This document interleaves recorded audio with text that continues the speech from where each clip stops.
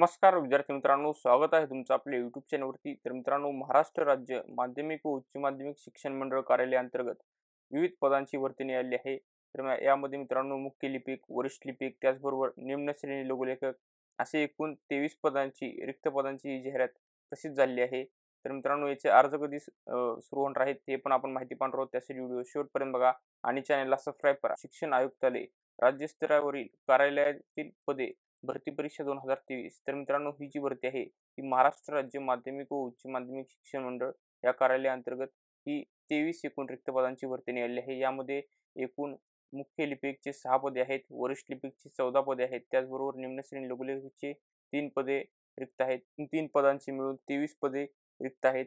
तर मित्रांनो, याची जाहिरात प्रसिद्ध झाली आहे, तुम्ही ते पाहू शकतात. आणि याची जी परीक्षा घेणार आहे ती IBPS कंपनी या पदांची एक्झाम घेणार आहे. आणि मित्रांनो, 23 मार्चपासून 8 एप्रिलपर्यंत तुम्हाला अर्ज करता येणार आहेत. त्यासाठी तुम्हाला शुल्क भरून अर्ज करायचे आहेत. त्याचबरोबर मित्रांनो, आपण पाहूयात कॅटेगरी वाईज अर्ज किती आहेत. तर तुम्ही इथे पाहू शकता, भरावीची जी पदे आहेत मुख्य लिपिकसाठी ते एकूण 6 आहेत. त्यामध्ये सर्वसाधारणसाठी 3 पदे रिक्त आहेत, महिलासाठी 2 पदे आहेत आणि माजी सैनिकसाठी 1 पद रिक्त आहेत. एकूण 6 पदे रिक्त आहेत मुख्य लिपिकसाठी. त्याचबरोबर मित्रांनो, आपण पुढचं पद बघितलं वरिष्ठ लिपिक. वरिष्ठ लिपिकचे एकूण कॅटेगरी वाईज अर्ज बघितले तर भरावीची पदांची संख्या आहे 14 आणि सर्वसाधारण पदांची संख्या आहे 7.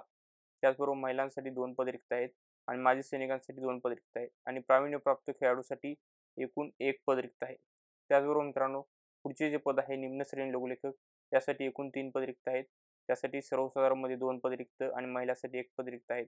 तर मित्रांनो, आपण जाणून घेऊयात आता वयोमर्यादा काय आहे. वयोमर्यादा आपण बघितलं तर मुख्य लिपिक यासाठी 18 ते 38, मागासवर्गीय, अनाथ, अदोगर या उमेदवारांसाठी 43 वयोमर्यादा आहे मुख्य लिपिकसाठी.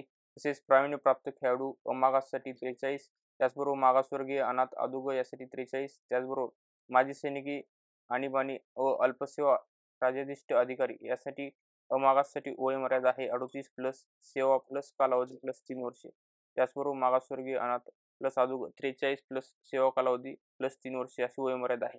त्याचबरोबर अंशकालीन पदवीधारक उमेदवारांसाठी 55 वयाच्या वर्षापर्यंत वयोमर्यादा आहे. तर मित्रांनो, भूकंपग्रस्त उमेदवारांसाठी 45 वयापर्यंत वयोमर्यादा असणार आहे. त्याचबरोबर वरिष्ठ लिपिकसाठी किमान वयोमर्यादा 18, कमाल 38 असणार आहे मागाससाठी. त्याचबरोबर मागासवर्गीय, अनाथ, अदोगर यांच्यासाठी 43, मागास प्रावीण्यप्राप्त खेळाडूमध्ये 43 आणि प्रावीण्यप्राप्त खेळाडूमध्ये मागासवर्गीय, अनाथ, अदोगर यांच्यासाठी 43. त्याचबरोबर माजी सैनिकसाठी ओपनमध्ये 38 प्लस सेवा कालावधी प्लस 3 वर्षे आणि माजी सैनिकमध्ये मागासवर्गीय, अनाथ, अदोगरमध्ये 43 प्लस कालावधी प्लस 3 वर्षे.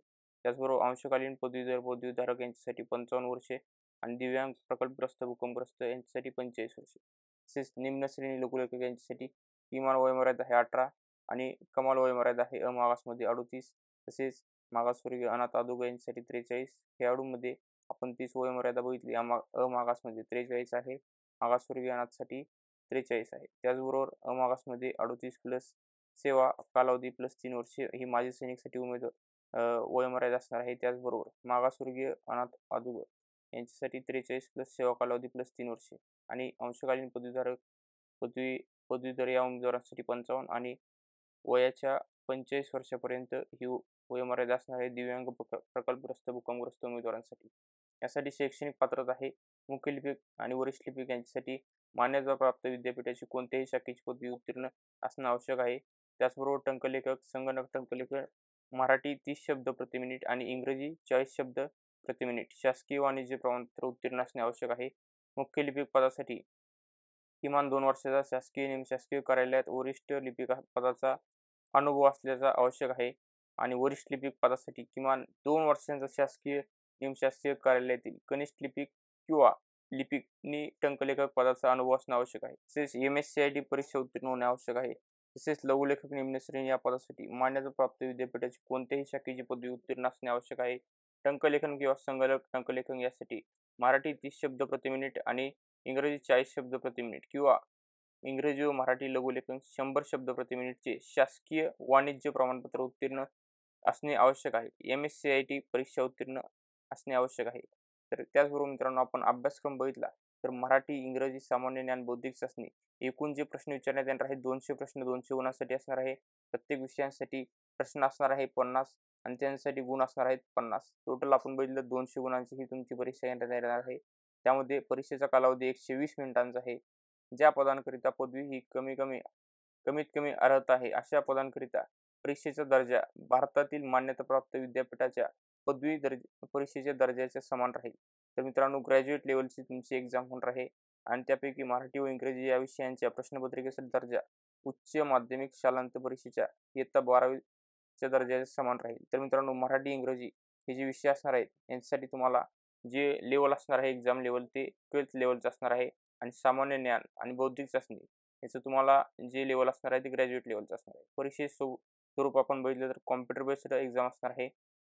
सर्वसाधारण सूचनामध्ये आपण बघितलं, अर्ज फक्त ऑनलाईन प्रणालीद्वारे स्वीकारण्यात येतील. उमेदवारांनी पात्रतेनुसार प्राधान्यक्रम निवडावे. वेळोवेळी शासकीय निर्णय व आरक्षण धोरणात बदल झाल्यास ते यथानियम लागू राहील असं त्यांनी म्हणलं आहे. त्याचा दिनांक व कालावधी जो असणार आहे तो MSCE पुणे या संकेतस्थळावर उपलब्ध करून देण्यात येईल असं त्यांनी सांगितलेलं आहे. यासाठी परीक्षा शुल्क असणार आहे. खुल्या वर्गातील उमेदवारांसाठी राखीवसाठी ₹950 परीक्षा शुल्क असणार आहे. मागासवर्गीय व आर्थिकदृष्ट्या दुर्बल घटक, अनाथ किंवा दिव्यांग उमेदवारांसाठी ₹850 परीक्षा शुल्क असणार आहे. तसेच परीक्षा शुल्क न परतावा नॉन रिफंडेबल असणार आहे. तसेच मित्रांनो, सर्व माहिती वाचूनच तुम्हाला अर्ज भरायचा आहे. तर मित्रांनो, ही माहिती होती महाराष्ट्र राज्य परिषद अंतर्गत सरळ सेवा भरतीची. अशाच लेटेस्ट अपडेटसाठी व्हिडिओला लाईक करा, शेअर करा, चॅनेलला सबस्क्राईब करा. धन्यवाद मित्रांनो.